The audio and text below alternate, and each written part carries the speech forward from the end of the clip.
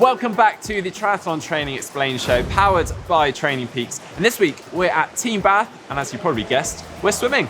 Yeah, that's right. Today we're going to be investigating one of the most important parts of the triathlon swim, drafting. And it's the effect of drafting that we're interested in. Now, we all know that by drafting another swimmer, we can go faster, we can save energy, we can draft on the feet, we can draft on the hips. But I know that when another swimmer drafts on my hips, I feel an element of drag. Well, a lot of people don't even realise it, some don't believe it. So today we're going to be taking a look into where is the best place to draft another swimmer.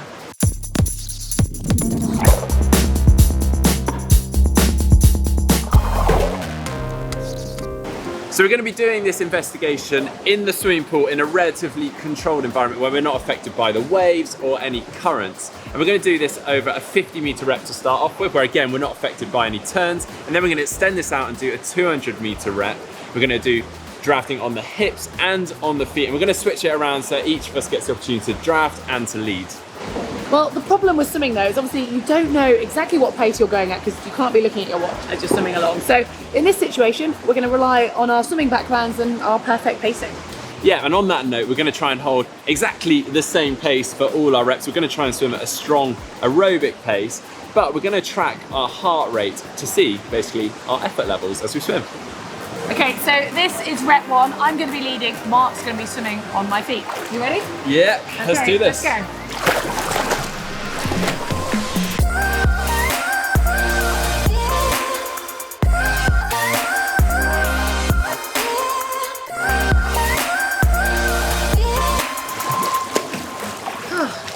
Oh, 40 seconds, 121.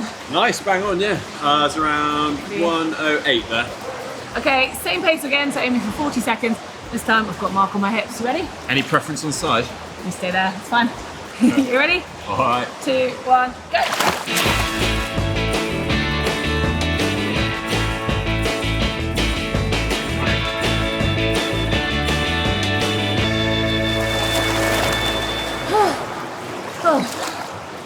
Gosh, that felt so much harder, but still 40 seconds. Yeah, expert pacing there. And my heart rate feels like it's like flying high, but actually it's only a couple of beats higher. It's like 124. Well, mine's actually slightly lower. I'm on 105 there. Yeah, right for you on my hips, isn't it? All right, well, let's switch it around. You can draft me. Yes.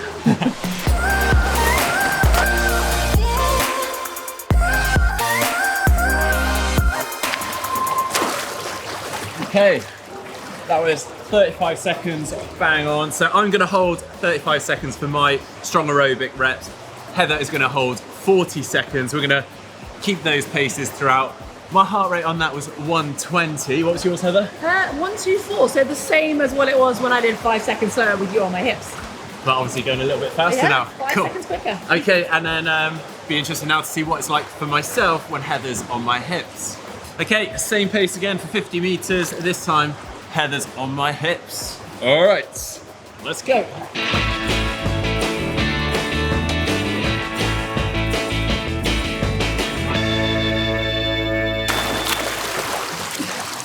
All right, 35 again. Actually 35.9, so on the cusp of 36, so ever so slightly slower there. And a heart rate of 123, so 3 beats higher than last time. Well, my heart rate was actually lower than yours. It's 121, and that just felt rather nice, to be honest. Okay, well, we need to extend this out a little bit more now, make it a bit more realistic. So we're going to do a 200-meter rep, same format. Okay, so we did exactly the same experiments again, but now over a slightly longer distance and with a few tumble turns thrown in the mix. Now we're specifically interested in the lead swimmer's heart rate, though the drafting swimmer's heart rate has been interesting to this point. Heather did the first couple of reps as the leading swimmer. She aimed for a 2:40 200-meter time following her 40-second 50 splits. Her first heart rate when I was on her feet, she had a heart rate of 160, and then when I was on her hips, she had a heart rate of 166. And then we switched it around. I led the swim and Heather went on my feet. We adjusted the time ever so slightly. Heather was a little worried she wasn't going to make a 2:20 200-meter split, particularly with the turn. So we went for 2:30 200-meter time.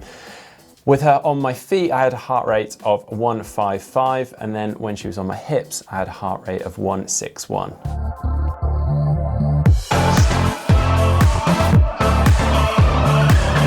Okay, we've already discussed a little bit in the pool of the feeling after each rep, but definitely just want to reiterate that I think most people know it's obviously easier on the hips and the feet, more significantly on the hips, but we were testing how it felt to be the one in front, and I think we both agree, and we can see from our heart rates that it is harder when you were on my hips, it was harder for me. Yeah, which I think is really important to note when perhaps you're trying to break away in the swim or you're trying to get a faster time overall. If you're swimming on someone's hips, you're potentially slowing them down and making them work harder, and actually could be more efficient to be on their feet. But why is that happening? I'm not fully sure. I believe it's to do with kind of like the turbulence of the water that you're creating. Yeah, and I think when you're on someone's shoulders or hips, you feel, you naturally, if you're swimming fast, you get a bow wave yourself. And then I think, because I feel slightly elevated when I'm on your hips. I feel like I'm higher in the water. Like you're surfing it. Yeah, so that's got something to do with it. Yeah, well, I think it's got something to do with fluid dynamics, which is a little bit out of our depth. So I actually sourced the help of one of my friends from British Swimming, and they've put me on to Stephen Turnock from the University of Southampton to help us. Right, hi Steve, thanks so much for joining us today. We've been in the pool and we've been trying out swimming on the hips versus swimming on the feet, and basically found that our effort levels have increased when a swimmer is drafting on our hips, which kind of backs up everything I've felt and thought in the past. I'm assuming this has a little bit to do with the disturbance of the water, but I was hoping you might be able to fill us in a little bit here. Okay, thanks. So it's good to talk to you today, Mark. I'm talking to you really as a naval architect and ship scientist at Southampton, and obviously we've looked at how do you design ships, and quite a lot of the behaviour of the flow around a swimmer is not too dissimilar to some of the flows that we see around a ship. Now, there's a type of ship called a catamaran, and sometimes then you think of something called a trimaran, and that's where you've got three hulls, and usually with a trimaran you've got a big main hull and two side hulls which are mounted further back, and they sit in the wave field created by the main hull, and you can change the drag of those side hulls by moving them forwards or backwards.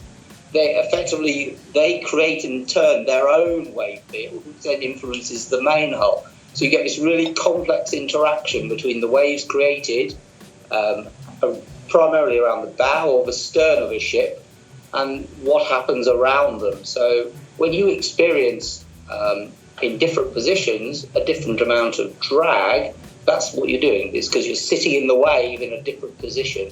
And you go forwards or backwards, and it will go up or down. It's not like a kind of always increases as you go further back or that kind of thing. Okay, so in terms of that lead swimmer who's in front, the drag that they feel from the other swimmer being on their hips, so kind of in that sort of formation, what do you think is actually creating that? Is it like a turbulence of the water coming off the back of the swimmer? No, I think, so it's just my sort of hunch, but also based upon sort of knowledge of how trimarans behave.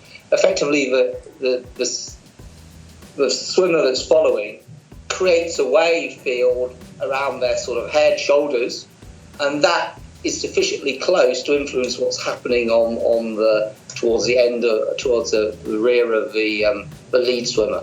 So yes, I can genuinely see that you would get an interaction effect. So the lead swimmer follows the drafter, and the drafter also will influence the lead swimmer because of the way that one of the reasons you get drag when you create a wave is it takes energy to make that wave. So if that wave then interacts with what's happening towards the feet of the lead swimmer, that's going to change the pressure distribution around the lead swimmer, change how much wave field it creates, or its viscous drag as well, and you can then feel it, feel that resistance and feel that increase of cost to you. And that's quite different to what happens when you get drafting in cycling, where you've got the kind of cyclist tucked in behind the lead cyclist. They're sitting in this kind of viscous hole where the flow speed is a lot lower because they're protected from the wind, and it takes less energy from them. And then also, that could also influence what's happening on the lead cyclist, and they also feel a benefit from the drafting. So it's very different from what you're talking about here, where effectively to believe you've got the parasite following you, saving energy, just waiting to sprint for the finish, having used a lot less energy to get around the course. Brilliant. Thanks ever so much, Stephen. That's super. Right, well, that was really interesting from Stephen. And actually, I wasn't sure whether we were going to see a difference in our investigation with a swimmer on the hips versus on the feet. But we did see a very small increase in the heart rate and effort level when you were on my hips or I was on your hips. And I guess the takeaway from this is that if we were to actually try and stay at the same effort level, we'd see an increase in our time when someone was on our hips. I mean, that isn't to say, though, that you have to avoid swimming on anyone's hips. Because, for example, if I was in a race and I knew there was someone that's a stronger swimmer than me, I probably wouldn't be able to keep up with them if I sat on their feet. But if I got on their hips, then I could, get that lift effect and feel really good and might be able to stick with them. And if I know that I'm a stronger cyclist, I wouldn't care if I've slowed them down a bit because I would have gone faster. So I guess the whole thing is you've got to work out who you're swimming with and what your pace is like compared to them. And also, it's pretty much unavoidable in a mass start swim. You're going to find yourself on people's hips, and why not utilise it? Yeah. But ultimately, if you're looking to go faster and perhaps you find yourself in a breakaway situation, then it's worth bearing in mind that if you are going to swim on someone's hips, you're going to be slowing them down. So you might not get that breakaway that you're hoping for, or that faster swim split. And I've actually let people know during a race, when we've been in a sort of a breakaway situation, that I won't ask how. When they're on my hips and they've been slowing me down. But anyway, this has been a really interesting investigation and we'd love to do so many more. So please send in your suggestions. Yeah, and if you haven't yet subscribed to GTN, you can catch all our videos by just hitting the globe. And if you want to see our previous triathlon training explained show, we looked at overtraining and recovery, and that video is just here. If you'd like to see more about drafting in the swim, you can see what is our best way to draft, clicking down here.